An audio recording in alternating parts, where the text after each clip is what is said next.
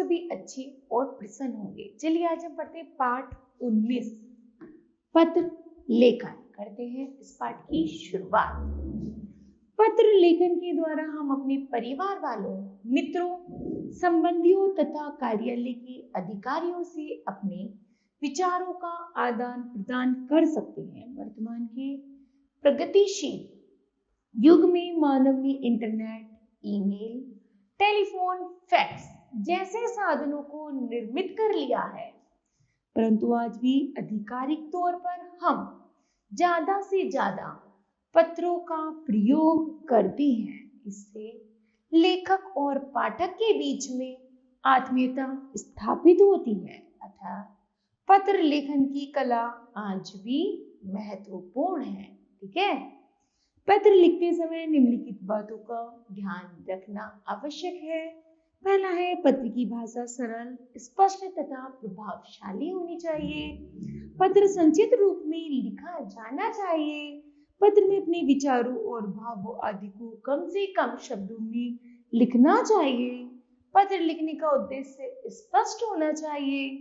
पत्र में यथा योग्य संबोधन एवं अभिवादन होना चाहिए। पत्र में क्रमबद्धता का ध्यान रखना चाहिए। ठीक है। आगे है पत्र के प्रकार। पत्र दो प्रकार के होते हैं, अनौपचारिक पत्र और औपचारिक पत्र। चलिए पढ़ते हैं। पहले अनौपचारिक पत्र। ये पत्र परिवार के सदस्यों, संबंधियों, मित्रों तथा उन व्यक्तियों को लिखे जाते हैं जिनके साथ व्यक्तिगत और पारिवारिक संबंध होते हैं, जैसे माता पिता, भाई बहन और मित्र। अनौपचारिक पत्र के उदाहरण जैसे पहला है, मित्र को हिंदी वाद विवाद प्रतियोगिता में प्रथम पुरस्कार मिलने पर बधाई पत्र। पहला है, जैसे हम सबसे पहले क्या डालेंगे, अपना पता डालेंगे, जगह का नाम डालेंगे, तारीख डालेंगे, लिखेंगे प्रिय मित्र मोहित, नमस्कार, कल ही तुम्हारा पत्र मिला। मुझे यह जानकर अत्यधिक खुशी हुई कि तुम्हें दिल्ली पब्लिक स्कूल द्वारा आयोजित हिंदी वाद विवाद प्रतियोगिता में प्रथम पुरस्कार मिला है। मेरी हार्दिक बधाई स्वीकार करो। तुम्हारी रुचि वाचन में हमेशा थी। मुझे विश्वास था कि तुम जरूर पुरस्कार प्राप्त करोगे। तुम्हारी हिंदी भाषा शैली भी सराहनीय है। आशा करता हूँ कि तुम भविष्य में भी ऐसी ही सफलता प्राप्त करते रहोगे। तुमसे जल्दी मिलने की इच्छा है। घर में सभी बड़ों को प्रणाम तथा छोटों को स्नेह। ठीक है। तुम्हारा मित्र मयंक। इस तरह यह पत्र पूरा हुआ। दूसरा है, पुस्तक खरीदने के लिए रुपए भेजने का अनुरोध करते हुए अपने पिताजी को पत्र लिखिए। सबसे पहले हम डालेंगे अपना पता, छात्रावास जो भी है, फिर उसके बाद नाम स्थान का और फिर दिनांक। फिर लिखेंगे आदरणीय पिताजी, चरण स्पर्श, मेरी प्रथम सत्र की परीक्षा समाप्त हो चुकी है। सभी विषयों के अंक प्राप्त हो गए। मुझे लगभग 85% अंक मिले हैं। मुझे अपनी अंक प्रतिशतता बढ़ाने के लिए और परिश्रम करने की आवश्यकता है। उसके लिए कुछ सहायक पुस्तकें खरीदनी होंगी। आपने इस महीने जो पैसे भेजे थे वो परीक्षा शुल्क जमा कराने तथा छात्रावास किराए में खर्च हो गए। इसलिए आपसे निवेदन है कि सहायक पुस्तकें खरीदने के लिए इस पत्र के मिलते ही आप मुझे 1500 रुपए और भेज दें ताकि मैं शीघ्र पुस्तकें खरीद सकूं। माता जी को भी प्रणाम कहिएगा और रोहन को बहुत सारा प्यार। आपका आज्ञाकारी पुत्र सोहन। ठीक है। आगे है, जन्म दिवस पर भेजे गए उपहार के लिए मामा जी को धन्यवाद पत्र लिखिए। पता लिखेंगे, जगह का नाम और दिनांक लिखेंगे। आदरणीय मामा जी, सादर प्रणाम। आशा करता हूँ कि आप सभी कुशल से होंगे। जन्म दिवस के दिन मैं आपकी राह देख रहा था। जब आप नहीं आए तो मन दुखी हो गया, परंतु थोड़े ही देर में डाकिया आया उसने मुझे आपके द्वारा भेजा गया पार्सल दिया। उस पार्सल में एक घड़ी थी जो काफी महंगी भी लग रही थी। उसके साथ ही आपका पत्र भी मिला। पत्र में आपने नहीं आने का कारण बताया था। आपका इतना कीमती उपहार भेजने के लिए बहुत बहुत धन्यवाद। आशा करता हूँ जल्दी आप हमसे मिलने आएंगे। मामा जी को नमस्ते कहिएगा।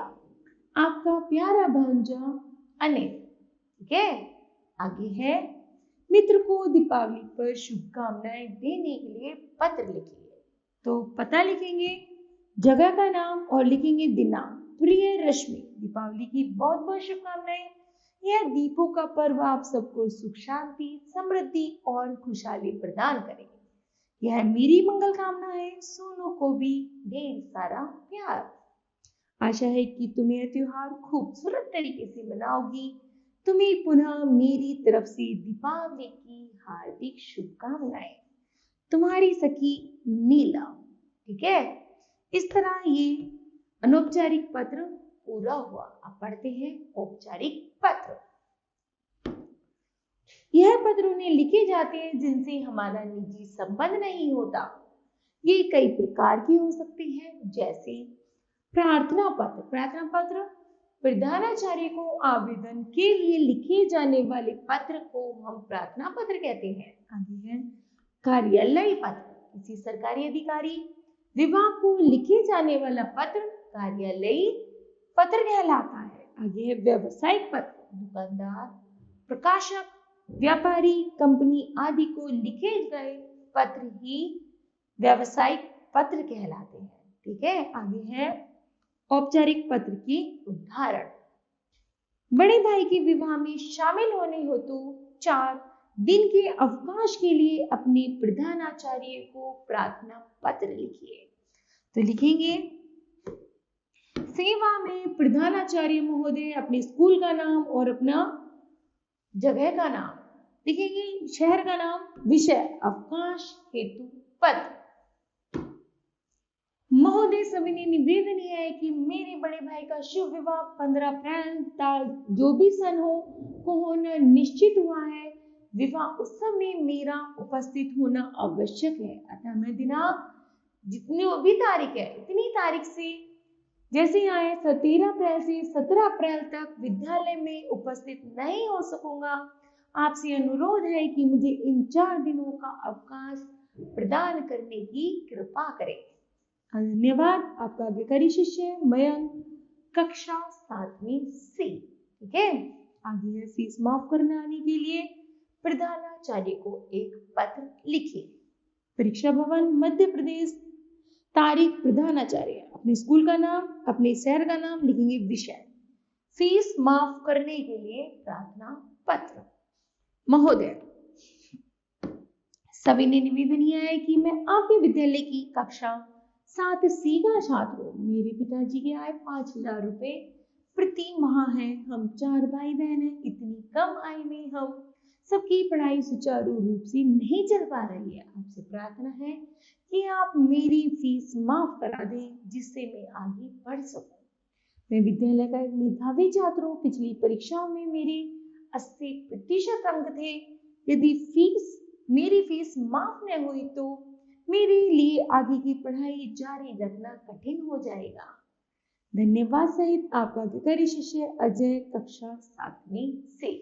इस तरह हमें औपचारिक और अनौपचारिक पत्रों को लिखना है। ठीक है, तो मुझे आशा है बच्चों यह पाठ आपको भली भांति समझ आया होगा।